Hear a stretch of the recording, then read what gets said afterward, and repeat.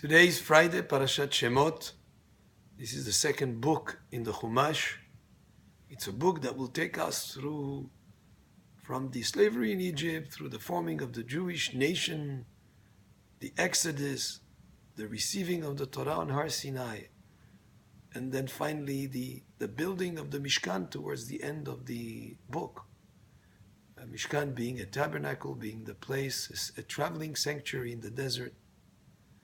An incredible slice of history, if you wish, of the Jewish people, the forming of the Jewish nation, the receiving of the Torah, the making of the Mishkan. Yet the name of the book is called Shemot. Shemot in Hebrew means names. And that would be very indicative of the importance of names for us, the Jewish people. The name of a person is his identity. Maintaining Jewish identity, and specifically with the names, Hachamim tell us one of the merits of the Jewish people in Egypt and why they were saved is because they maintained their Jewish names. So important that we give Jewish names to our children. So as they grow up, that name, that Jewish name, is something that is unequivocal in terms of the identity of that child.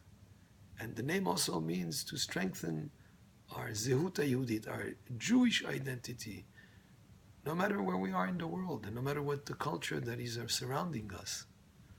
Maintaining Jewish identity and Jewish names, whether it's Jewish family names or Jewish first names, is something that can help and can go a long way in helping every generation to maintain a strong stand in the face of assimilation, and it's something that is actually eternal for the Jewish people. That Jewish identity is something that every family, every person should feel responsible for, and Shemot, names, is the name that is given to the book that speaks about so many important parts of our Jewish history, from the birth of the Jewish nation and the receiving of the Torah, which is what also guarantees the eternity of Am Yisrael. There's one pasuk in the parasha of this week that says, "V'chasher ya'anu eto ken yirbeh v'chen yifrotz."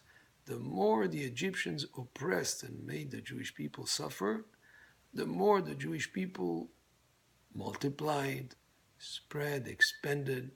There was more of expansion, more spreading, more multiplying. The exact opposite effect happened. They could have crumbled and disappeared, and like many empires actually disappeared. And these are people who were slaves. Yet, despite the suffering and the challenges and the oppression, the exact opposite effect happened. And that's one of the qualities and the nature of the Jewish people. Through challenge, adversity, difficulty, actually springs up creativity, ingenuity, things that sometimes it could baffle historians, thinking with all these challenges. I mean, we can think even about the Holocaust that happened just about 70 years ago, where Yimach Shemo Bezichro, Hitler was bent on the final solution of exterminating Chaz v'Shalom, the Jewish people. But Am Yisrael Chai, what happened just a short few years afterwards, after the Holocaust? The establishment of the state of Israel, a Jewish state, where there is more Torah, more Jewish life, more yeshivot, and an incredible rebirth and regeneration, as the exact opposite of what the plans of that evil enemy was. And throughout history, there are many examples that despite the challenges and the difficulties, actually the exact opposite happened. And from challenges actually emerges tremendous success and continuity and the eternity of Am Yisrael. Many lessons to learn from the parasha of this week, but these were just a couple of the ideas from the parasha. Baruch Adonai le'olam, amen ve'amen.